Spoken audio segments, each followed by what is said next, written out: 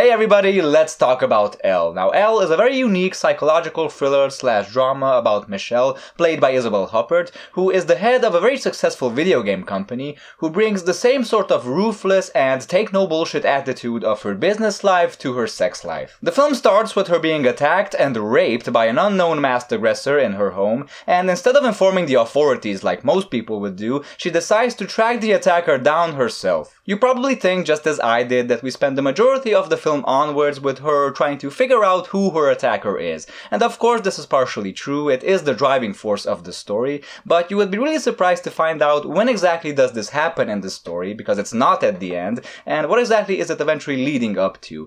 This film has so much more going for it than I was expecting, partially because I actually forgot that this is a Paul Verhoeven film. Now, Paul Verhoeven, despite the fact that apparently he hasn't really written most of the scripts for the films he has directed, is every bit as much of an auteur as the best of them. Paul Verhoeven's films can be hit and miss, but something you can always expect from him is either explicit violence or explicit sexual content, or both, and it's always combined with a very one-of-a-kind form of social satire that's not incredibly subtle. Sometimes it's verging on the edges of bad taste, but it's just clever and controversial enough to cause some very interesting discussions within the film community. Now, Elle is probably the epitome of this filmmaker's filmography, and it comes 10 years after his last film, and it's probably one of the best comebacks of a filmmaker of recent memory. The film and its main character is incredibly multi-layered, to the point that many times you are not exactly sure how you're supposed to respond. Like the rape scene and the sex scenes in general, while they are not incredibly graphic, I mean, nudity is very moderate in this film.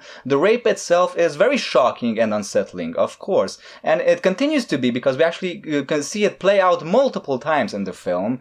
But on the other hand, this film has many comedic parts as well. I mean, I don't think I'm even exaggerating by stating that it seems that the film has its feet firmly planted in the dark comedy department as well. Michelle has complicated relationships with everyone she knows, including her mother, who just lives for Botox. I mean, she could enter a competition with the mother from Brazil and it would probably be a tie. She's the sort of narcissist who really has a habit for younger men, for which Michelle despises her, even telling her that if she ever considers remarrying, she would kill her. And this just shows how selfish Michelle is, who isn't exactly inactive when it comes to questionable sexual liaisons either. I mean, she sleeps around or attempts to sleep around with not one, but two married men. One of them being the husband of her best friend and business partner, and the other one being a new neighbor, also a married man. So that's not very moral now, is it? Furthermore, the reason why she is so adamant about showing caution when it comes to law enforcement is that she actually happens to be the daughter of a serial killer. This is something that has haunted her ever since her childhood. And furthermore, she also experiences unpleasantness in her relationships with the young people in her life, with the young men in her life, her employees, and her very unambitious son, who really lets himself be pushed around by his very domineering and unfaithful girlfriend. So Michelle's life isn't exactly something you would call uncomplicated, you see. But on the other hand, none of these subplots are played out in an incredibly serious manner either, and I guess that's the charming part of Paul Verhoeven's style, is that you can take the story incredibly seriously, but at the same time don't feel like emotions are being shoved down your throat. This film is almost like it's an anti-soap opera. The film kind of has the structure of a soap opera, but it manages to take every single cliche and turn it on its head, either by creating false alarms, or turning them into jokes, or just having characters do the exact opposite of what you would expect them to do, but in a way that feels very plausible. Even the twists in this film aren't really twists in a very traditional or narrative sense. Like I said, we do get to find out eventually who the rapist is, and it does happen sooner than we would think,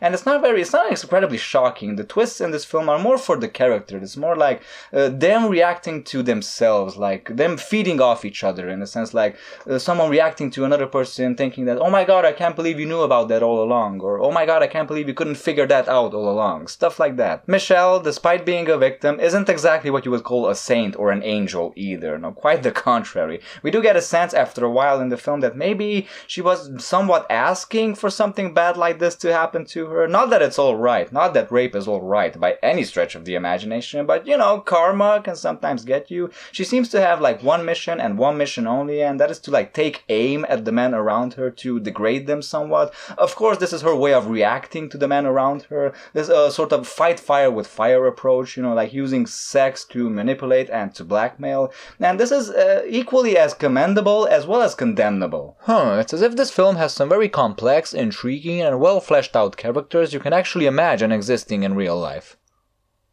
The film is about empowerment, female empowerment of course, but showing you that empowerment does come with a cost. It is something that has to balance itself out for it to be able to work properly. This film is incredibly rich, the script is incredibly rich, it's really substance over style. The film can be a really hard pill to swallow for some because of the whole rape thing, of course. It's not for the faint of heart, but I would definitely recommend it. It's definitely one of the most interesting films of recent memory. I would definitely put it on a must-see list of 2016.